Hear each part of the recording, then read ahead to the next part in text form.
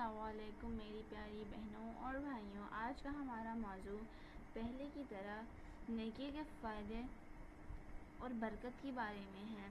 نیک لوگوں کو اللہ تعالیٰ بھی پسند کرتا ہے اور دنیا میں لوگ بھی پسند کرتے ہیں۔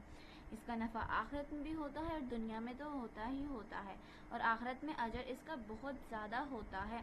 تو نیک بولنے کا ایک یہ فائدہ ہے کہ سچ بولنے والے کو نیک لوگوں کی صحبت ملتی ہے، یعنی کہ اگر انسان سچ بولتا ہے تو اس کو برے لوگوں کی صحبت نہیں ملے گی، اس کو اچھے لوگوں کی صحبت ملے گی۔